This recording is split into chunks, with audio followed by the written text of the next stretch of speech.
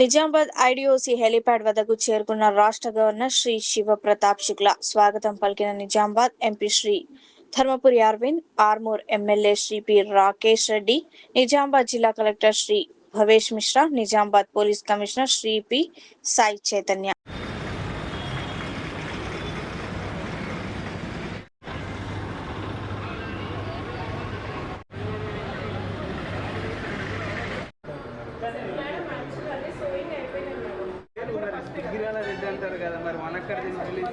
Sir combined AP లేదా ఇప్పుడు మన తెలంగాణలో దగ్గర వస్తాయి అన్నమాట. కాకపోతే ఏంటంటే ఆర్మూర్ లోకల్ నుంచి ఈ దుగ్గిరాల రెడ్ అనే వెరైటీ, అందుకనే మనకి జిఐ ట్యాగ్ కూడా అంతే సార్. 2 to 3 లాంగ్ డ్యూరేషన్ ఇవ్వండి. ఇందులో మీకు ACC 48, short duration 6 months, medium duration ఉంటాయి 7 to 8 months, long duration 8 to 9 months.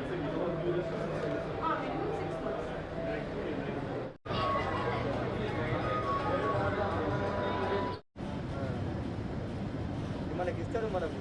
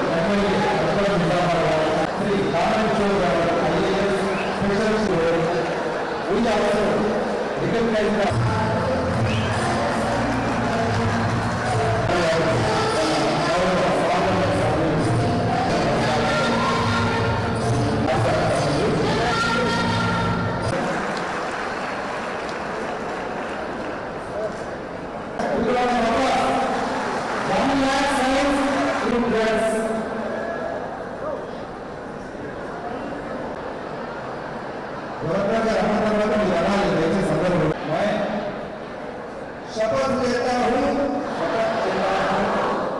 कि मैं अपने देश को मुक्त बनाने के लिए भरसक प्रयास करूंगा. Telangana. Thank you, sir.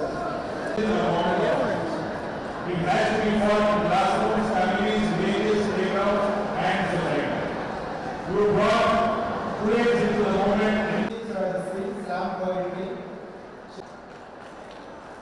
and Islamabad urban BSc.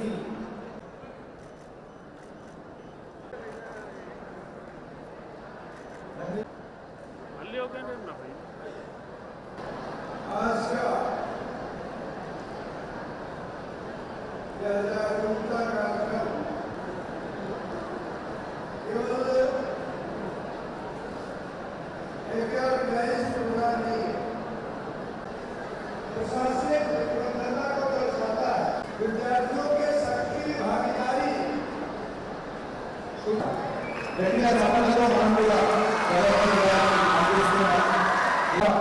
Nizamabad का प्यार साहब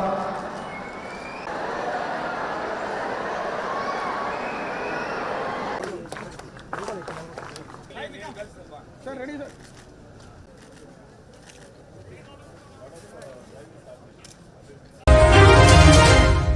మూసీ ప్రాజెక్టు పనులపై ముఖ్యమంత్రి రేవంత్ రెడ్డి ఎంసీఆర్ హెచ్ఆర్డి బోధి పెవిలియన్ లో సమీక్ష నిర్వహించారు.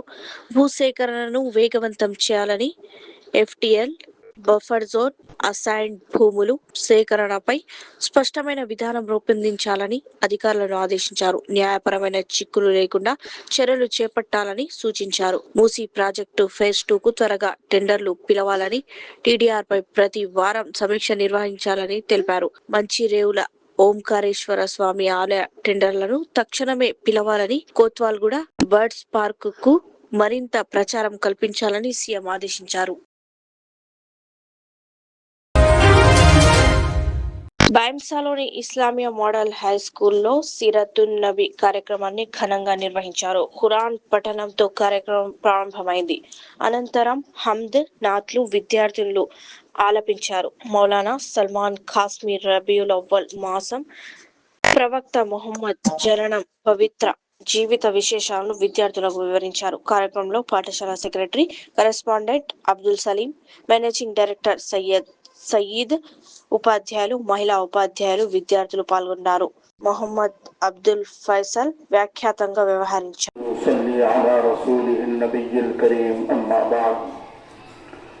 قال الله تبارك وتعالى فأعوذ بالله من الشيطان الرجيم بسم الله الرحمن الرحيم قل إن كنتم تحبون الله فاتبعوني يحببكم الله ويغفر لكم ذنوبكم والله غفور رحيم صدق الله العظيم.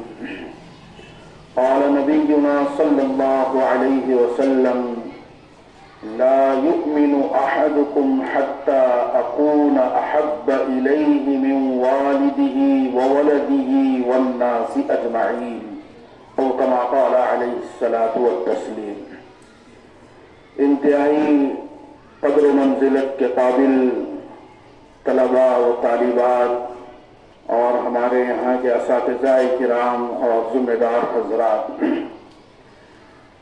یہ وہ موقع ہے جس موضوع سے ہمیں یہاں جمع ہونا ہوا ہے وہ بہت اہم موضوع ہے، یعنی نبی کریم صلی اللہ علیہ وسلم کی آمد سے پہلے، آمد کے مناسبت سے ہم یہاں پر کچھ سننے اور بولنے کے لیے جمع ہوئے ہیں. معزز طالبات، میں سوچتا تھا کہ یہاں پر نبی علیہ السلام کے کچھ واقعات آپ حضرات کے گوشے گزار کروں. ابھی یہاں نظر ڈالنے پر یہ محسوس ہوا کہ بہت سارے طالبات کی تعداد یہاں زیادہ ہے، تو میں مناسب یہ سمجھا کہ نبی علیہ السلام سے محبت کرنے والے صرف اور صرف مرد حضرات نہیں بلکہ خواتین، لڑکیاں بھی آپ سے محبت اور آپ کے نقش قدم پر چلنے والی بنی ہیں. انہی واقعات کو تھوڑی سے سنا کر آپ کو میں اپنے نبی سے محبت کے کچھ اشارے دے کر چلنا چاہتا ہوں. پہلی بات تو یہ ہے کہ ابھی جو ہمارے سر صاحب نے فرمایا کہ کل 12 ربیع الاول ہے،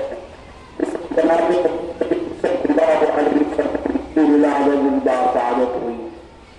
یہ ایک مشہور تحقیق ہے کہ نبی علیہ السلام کون سی تاریخ میں پیدا ہوئے، 12 ربیع الاول کو. اور بھی اقوال ہیں لیکن مشہور یہی ہے کہ 12 ربیع الاول کو. آج 11 ربیع الاول ہے، کل 12 ربیع الاول کو آپ کی ولادت باسعادت ہوئی، یعنی آپ دنیا میں تشریف لائے. اس سے پہلے ہمیں یہ سوچنا چاہیے ربیع الاول کا یہ مبارک مہینہ ہمارے نبی کی آمد کا مبارک مہینہ ہونے کی وجہ سے یقیناً قابل قدر و برکت والا ہے. ہم کو 12 ربیع الاول کو جشن منانا چاہیے یا نہیں چاہیے؟ کیونکہ نبی آئے سو ہے، خوشی منانا چاہیے یا نہیں؟ یہ بات آپ کے علم میں ہونا چاہیے. نبی علیہ السلام اس مبارک مہینے میں آئے، یہ طے شدہ بات ہے، اس میں کوئی دو رائے نہیں ہے. تو بس اس مہینے میں کوئی بھی تاریخ کو ہمارے نبی آئے ہوں، لیکن آنے کی بعد ہم کو ان کی آمد پر کیا کرنا چاہیے؟ کیا کرنا چاہیے؟ کیا دوسرے مذہب والوں کی طرح ہم کو بھی کچھ دیر کے لیے خوشیاں منا کر کے خاموش ہو جائیں، یا یہ کہ کوئی اور طریقہ ہے؟ نبی علیہ السلام 12 ربیع الاول کو پیدا ہوئے، صحابہ اکرام آپ کی آمد پر جشن نہیں منائے، تو ہم کو منانا نہیں چاہیے؟ تو کیا کرنا چاہیے؟ جشن نہیں منانا چاہیے بلکہ خوشی میں ایک فیصلہ لینا چاہیے اس بات کا کہ آقا صلی اللہ علیہ وسلم اس مبارک مہینے میں دنیا میں آئے، لہذا ہم کو آپ سے محبت میں کچھ کام کرنے کے پکے عزم اور ارادے کرنا چاہیے، ہے نا؟ ورنہ क्रिसमस डे आप लोग जानते हैं। क्रिसमस डे का मतलब ये है कि उसमें ईसा अलैहिस्सलाम किस तारीख को पैदा हुए उसको क्रिसमस डे मनाते हैं। ईसा अलैहिस्सलाम के मानने वाले ईसाई हजरत ईसा अलैहिस्सलाम की पैदाइश के दिन को खुशियों का दिन मनाने में लगे। कुछ दिन तो आपकी आमद पर खुशी मनाते रहे, वो दिन आया तो बस जलसे जुलूसा करते रहे।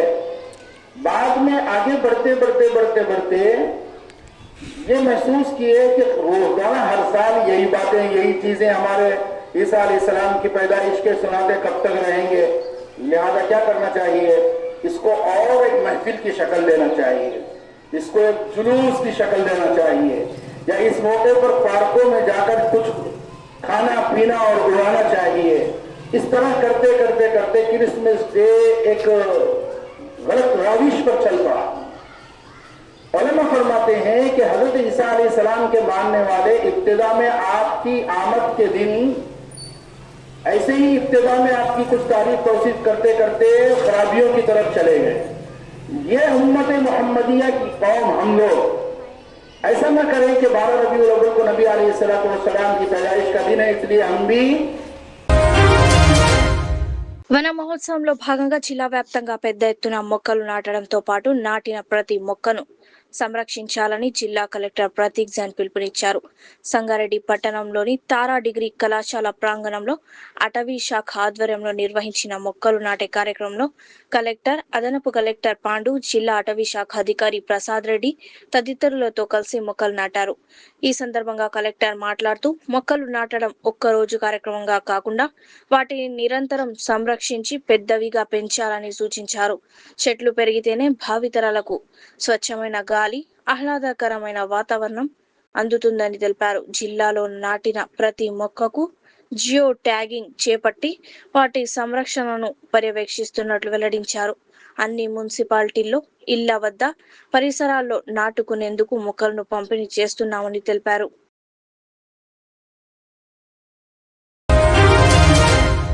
నెల 12న నిర్వహించనున్న జాతీయ లోక్ అదాలత్ సందర్భంగా జిల్లా న్యాయ సేవాధికార సంస్థ చైర్మన్, జిల్లా ప్రధాన న్యాయమూర్తి జి భవానీ చంద్ర సంగారెడ్డి బార్ అసోసియేషన్ న్యాయవాదులతో సమన్వయ సమావేశం నిర్వహించారు. ఈ సందర్భంగా ఆమె మాట్లాడుతూ రాజీకి అనుకూలమైన కేసులను గుర్తించి కక్షిదారులకు లోక్ అదాలత్ ద్వారా కలిగే ప్రయోజనాలపై అవగాహన కల్పించాలని కోరారు. Civil, criminal, compoundable, check bounce, bank recovery, motor ప్రమాదాల క్లెయిమ్లు, కుటుంబ కార్మిక వివాదాలు తదితర సేవలను అధిక సంఖ్యలో లోక్ అదాలత్ ద్వారా కేసులు సత్వరంగా, సులభంగా, సామాన్యపూర్వకంగా పరిష్కరించడంతో పాటు సమయం, ఖర్చు ఆదా అవుతాయని తెలిపారు. పరిష్కరించుకున్న కేసులకు చెల్లించిన కోర్టు ఫీజు నిబంధనల ప్రకారం తిరిగి పొందే అవకాశం ఉందని వివరించారు. జిల్లాలో పెండింగ్ లో ఉన్న రాజీకి అనుకూలమైన కేసులను అధిక సంఖ్యలో లోక్ అదాలత్ కు తీసుకువచ్చి కక్షిదారులకు న్యాయం అందేలా న్యాయవాదులు సహకరించాలని కోరారు. ఈ సమావేశంలో జిల్లా న్యాయ సేవాధికార సంస్థ కార్యదర్శి బి సౌజన్య, బార్ అసోసియేషన్ అధ్యక్షుడు బి సంజీవరెడ్డి, న్యాయవాదులు ప్రతినిధులు పాల్గొన్నారు. ప్రయత్నంలో ఫలించినా మంచిది, ఒకవేళ లేదంటే కూడా ఏమైనా రిక్వెస్ట్ చేస్తే పలానా కేసులో మీడియేషన్కి అంటే కూడా మీడియేషన్ లెటర్ పంపించేసి మనకు కొంచెం ఎక్కువ సెటిల్మెంట్ అనేటువంటి చేసుకోవడం జరిగితే బాగుంటుంది అనేటువంటిది నా ఉద్దేశం. ఎందుకంటే వాళ్ళకి ఎన్ని రోజులు తిరిగి తర్వాత పనికోట్లు అనేటువంటిది ఉండకుండా ఒకవేళ మనకి లోకదళకు సెటిల్మెంట్ అవుతుంది, వాళ్ళకి వర్షాల సెటిల్మెంట్ ఉంటుంది, అది కూడా త్వరగా అయితే చాలా బాగుంటుంది అనేటువంటి అందరినీ విజ్ఞప్తి చేయడం జరుగుతుంది. సరే, అదే మాదిరిగా ఎన్ఐఎఫ్ కేసెస్ కూడా అంటే ఒకసారి ఇప్పుడు ఒకటి కొత్తగా మీకు ఒక విషయం కూడా నేను ఇక్కడ చెప్పాలని వచ్చిన మీకు అందరికీ అవేర్నెస్ మరి దాని తర్వాత మీరు ఎలాగో చూసుకుంటున్నారంటే మనకి సుప్రీంకోర్టు డైరెక్షన్స్ ప్రకారం జడ్జిమెంట్ ప్రకారం ఈవెన్ చెక్ అమౌంట్ వాళ్ళు పే చేయడానికి రెడీగా ఉంటే కేసెస్ అన్ని క్లోజ్ అవుతున్నాయి సార్, అయ్యేది వచ్చేసి. సో మరి ఇది కూడా మీరు ఒకసారి ఆలోచించుకొని పార్టీస్ని మీరు తీసుకొని రావడం అనేది కాంప్రమైజ్ పెట్టింది. Once they come and check. మహిళా మహిళా సాధికారత ఇతివృత్తంగా రూపొందించిన ఇండిపెండెంట్ ఫిలిం ను మహిళా శిశు సంక్షేమ శాఖ మంత్రి సీతక్క విడుదల చేశారు. సాధారణ మధ్యతరగతి కుటుంబంలో పుట్టిన ఓ యువతి ఎన్నో ఒడిదుడుకులు ఎదుర్కొని లంగ్ క్యాన్సర్ ను సైతం జయించి ఐఏఎస్ సాధించిన కథాంశంతో ఈ చిత్రం రూపొందింది. చిత్ర రచయిత దర్శకుడు తిరుపతి పటేల్ సిద్దేంకిని మంత్రి సీతక్క అభినందించి సన్మానించారు. చిత్ర నిర్మాత జయశ్రీ మూగ కాగా, శృతి ఓఝా, ఐఏఎస్ డాక్టర్ సురేష్ కుమార్, లలిత కుమారి, నరేష్, డాక్టర్ సాయి ఆచార్య తదితరులు దర్శకుడిని అభినందించారు. కార్యక్రమంలో పాల్గొన్న ప్రతి ఒక్కరికి దర్శకుడు కృతజ్ఞతలు తెలిపారు. రాష్ట్రంలో విస్తారంగా వర్షాలు కురుస్తున్న నేపథ్యంలో మంత్రి సీతక్క అధికారులను ఆదేశించారు. ఇప్పటి వరకు నిర్దేశించిన 6.18 కోట్ల మొక్కల లక్ష్యానికి గాను 5.35 కోట్ల మొక్కలు నాటి 86% లక్ష్యాన్ని పూర్తి చేశామని తెలిపారు. నాటిన ప్రతి మొక్క వివరాలను ఆన్లైన్ లో నమోదు చేసి వాటి సంరక్షణకు ప్రత్యేక చర్యలు చేపట్టాలని సూచించారు. మొక్కలకు క్రమం తప్పకుండా నీరు అందించి 100% మనుగడ సాధించేలా చూడాలన్నారు. ప్రజా ప్రతినిధులు, మహిళా సంఘాలు, విద్యార్థులు, యువతను భాగస్వాములను చేయాలని కోరారు. అలాగే గ్రామీణ ప్రాంతాల్లో ఉపాధి హామీ పనులతో పాటు నీటి సంరక్షణకు ప్రాధాన్యత ఇవ్వాలని మంత్రి సూచించారు.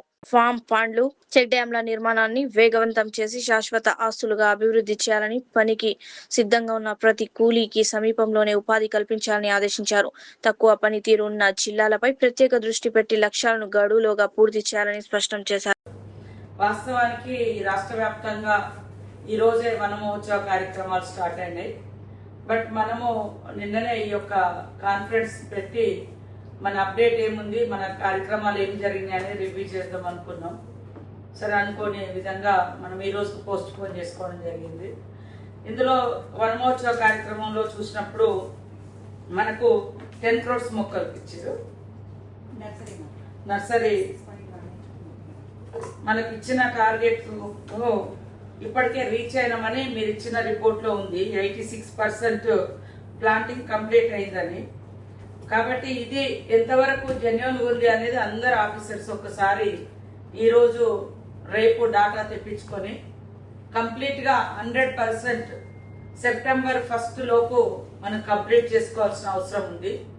ఎందుకంటే ఇప్పుడు మనకేమో లేబర్ తో కూడినటువంటి, అంటే కూలీలతో కూడుకునే విధంగా మనం మొక్కల